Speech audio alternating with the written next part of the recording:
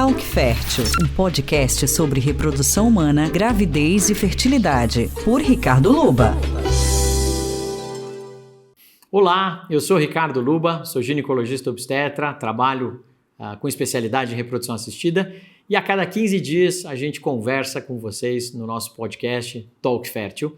Espero que vocês estejam gostando, sejam muito bem-vindos e hoje o tema é bastante sobre reprodução assistida. Hoje a gente vai falar sobre o passo a passo da FIV, para quem que é indicado, qual que é o caminho que a gente deve seguir e o que a gente deve fazer para melhorar os nossos resultados. Então, antes de começar a FIV, a primeira coisa que a gente tem que fazer é passar no médico especialista em reprodução assistida para traçar uma estratégia individual. Então, a gente vai pensando caso a caso qual a melhor estratégia para aquele casal. Então, a medicina hoje reprodutiva é uma medicina de precisão, ela é uma medicina onde a gente busca resultados individuais e não tanto coletivos.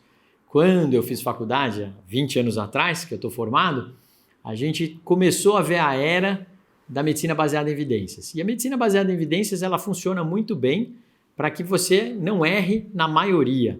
Mas o grande problema que a medicina baseada em evidências não prevê é a exceção da evidência. Então, aquela paciente que fica ali fora, 80% vai engravidar, e os outros 15%, como é que a gente vai fazer engravidar? Esses não estão previstos na medicina baseada em evidência. E hoje a gente tem algumas críticas a entender, de repente, se a falta de evidência realmente significa que tal tratamento ou tal conduta não funciona no tratamento. Então, a primeira coisa é passar no médico, fazer os exames, fazer uma análise bem específica. Eu sou bastante exigente nesse momento. Eu acho que os manuais de reprodução assistida, eles sugerem que a gente faça o mínimo e vá para o tratamento.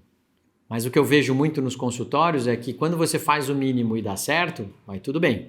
Mas quando você faz só o mínimo e não dá certo, existe uma sensação que o paciente fala para a gente, por que a gente não pesquisou mais coisas antes, né? Porque hoje quem patrocina o tratamento é o próprio paciente e isso acaba saindo do bolso dele e fica caro, 2, 3, 4 tratamentos. Então eu tento maximizar isso. E com qual intuito? Existem alguns índices que a gente tem que chama-se índice de dropout. O que é o dropout? É quando o paciente desiste de fazer o tratamento.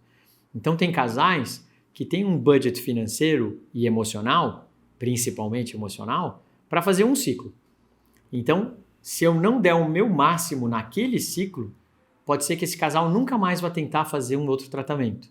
Se eu fizer o mínimo e não o máximo para ele, pode ser que não dê certo e esse casal não tenha condições de repetir. E condições emocionais, tá? O principal índice de dropout, de realmente parar com o tratamento, é a parte emocional. O paciente cansa de ter resiliência, de ter que lutar contra tudo e todos para conseguir aquele bebezinho. Outra coisa que é interessante nesse índice de dropout é a separação dos casais. Então, muitos casais começam a brigar nesse caminho e acabam se separando. Então, faz uma investigação adequada, faz os exames e a gente começa a estimulação ovariana. Eu normalmente começo a estimulação quando o paciente menstrua, no início do ciclo, e a gente vai dando aquelas medicações injetáveis e vai acompanhando o crescimento do que a gente chama, de folículo, que seria como a casinha do óvulo. Então, os folículos vão crescendo até um tamanho específico que, na hora que ele chegar naquele tamanho, ele está pronto para terminar o processo de maturação e virar aquele óvulo que a gente vai captar. Nesse momento, a gente vai para a coleta dos óvulos, a gente faz uma medicação, 36 horas depois você vai ovular, então um negócio cronometrado, tem que fazer a medicação no tempo certo, na hora certa, para dar menos erro no tratamento. E aí a gente faz o tempo certo para acontecer a coleta no tempo exato. E aí a coleta a gente faz no ambiente cirúrgico, com anestesia. Não é uma anestesia geral tão complexa, é igual uma endoscopia, uma sedação mais profunda com analgesia.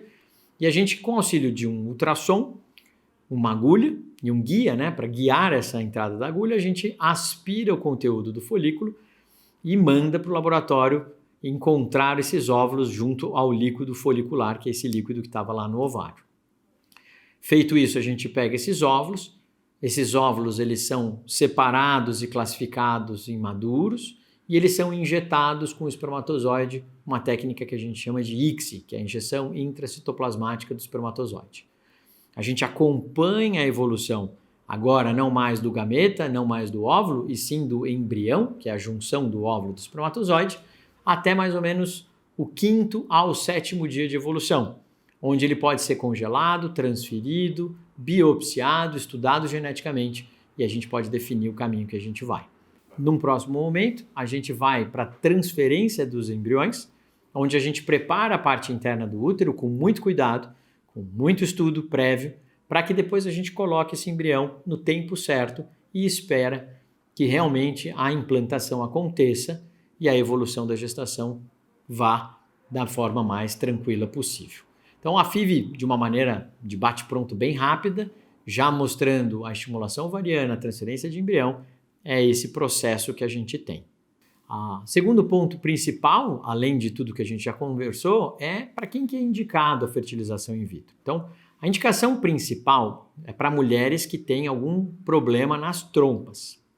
A segunda indicação é para pacientes, por exemplo, masculinos, que têm problemas masculinos severos, onde você tem uma quantidade de espermatozoide muito pequena, uma motilidade muito pequena, e aí você vai aproveitar, escolher o melhor espermatozoide para colocar dentro daquele óvulo. A gente também usa para pacientes que têm idade mais avançada. Então, pacientes com mais de 38 anos, a indicação de tratamento é a fertilização in vitro. E muita gente me pergunta, mas por que não posso fazer uma inseminação ou um namoro programado? A gente até pode.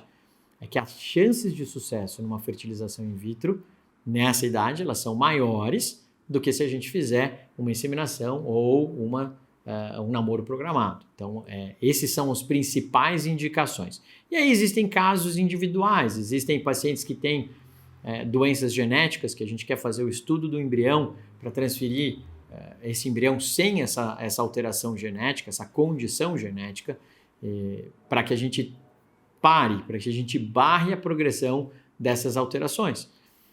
A gente pode fazer esses estudos hoje, a gente pode fazer os estudos para tentar evitar bebês com síndrome de Down, com síndrome de Edwards, com síndrome de Patau. São alterações que a gente chama de aneuploidias, onde a gente tem quantidade de cromossomos a mais ou a menos do que deveria ser o ideal. Então, essas são as principais indicações da fertilização in vitro. Quando a gente pensa em fertilização in vitro, a gente pensa nas taxas de sucesso que a gente vai ter com isso. Então, quando eu falei que as indicações a partir dos 38 anos era mais relacionada à FIV do que o restante, exatamente pensando nisso. Então, por exemplo, um casal com menos de 35 anos que vai ter uma relação sexual no momento da ovulação vai ter por volta de 17% de chance de engravidar. 17%? Todo mundo fala para mim, só 17%? 17%. E aí, quando a gente pega um casal que vai fazer uma inseminação, no mesmo processo, vai dar 20 e poucos por cento. E aí, de maneira geral, se eu pegar todos os pacientes que entram numa clínica e fazem o tratamento, você vai ter a média de 40% a 50% dos casais que vão engravidar.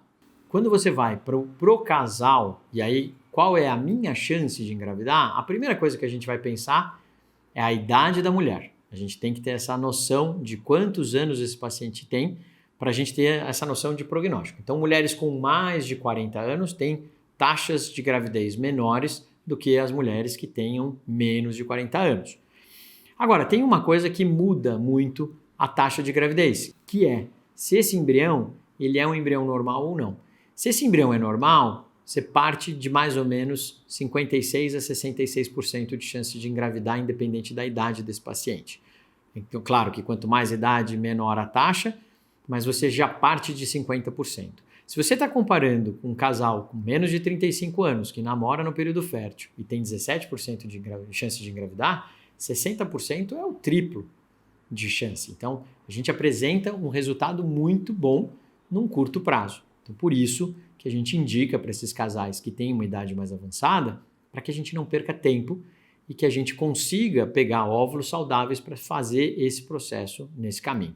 Existe uma máxima em fertilização in vitro que tempo é óvulo. E quanto mais óvulo a gente tem, melhor taxa de gravidez a gente vai dar. Então isso é muito importante da gente entender. Por isso, muitas vezes, a preservação da fertilidade é o que dá uma chance melhor para aquele casal lá na frente que quer se programar para uma fertilização. Ter mais óvulos lá na frente vai aumentar as chances de sucesso. E aí, para terminar, é muito comum a gente ver o seguinte: os casais chegam num consultório e falam, então, doutor, eu preciso pegar aquele espermatozoide, vou pegar o óvulo, a gente vai fertilizar e colocar dentro do útero. É isso? Aí você fala, basicamente, sim. Só que, basicamente, a gente não consegue mais hoje afastar da medicina reprodutiva a medicina do estilo de vida. É muito importante que esse casal se cuide em todos os aspectos da vida dele. E o que são os aspectos que a medicina do estilo de vida leva em consideração? Álcool e tabaco, eu não vou nem entrar em discussão, geralmente o paciente que está tentando engravidar, eles param com álcool e tabaco. Para o homem e para a mulher, tá bom? Isso é muito importante. Sono, tem que dormir mais, tem que dormir bem, tem que ser um sono reparador. Então, se eu estou com dificuldades do sono, e principalmente o homem que tem dificuldade no sono, pode ter prejuízo no espermograma dele. Isso vai afetar os resultados da FIV. Alimentação, então comer direito, comer menos industrializado, comer menos carne vermelha, procurar um nutricionista para fazer um acompanhamento nutricional, é muito interessante. Atividade física, nem pensando tanto em reprodução, mas pensando em longevidade, o que se recomenda atualmente é que o casal faça pelo menos 150 minutos de atividade física de moderada intensidade por semana. 150 minutos dá meia hora por dia durante os dias da semana. É meia horinha caminhando num ritmo mais forte, ofegante, né? Aí as outras duas coisas que eu acho muito importantes. Como a gente faz o manejo do estresse, isso é diretamente proporcional a tudo isso que a gente faz, comer, dormir, fazer atividade física. A pessoa que treina, normalmente ela dorme melhor, ela é menos estressada porque ela desconta esse estresse lá na atividade física. Como fazer isso? Então, psicoterapia, técnicas de mindfulness, meditação, atividade física entra nesse ponto. É muito bacana entender que isso vai interferir na qualidade do óvulo. E, por último, resolução de conflitos.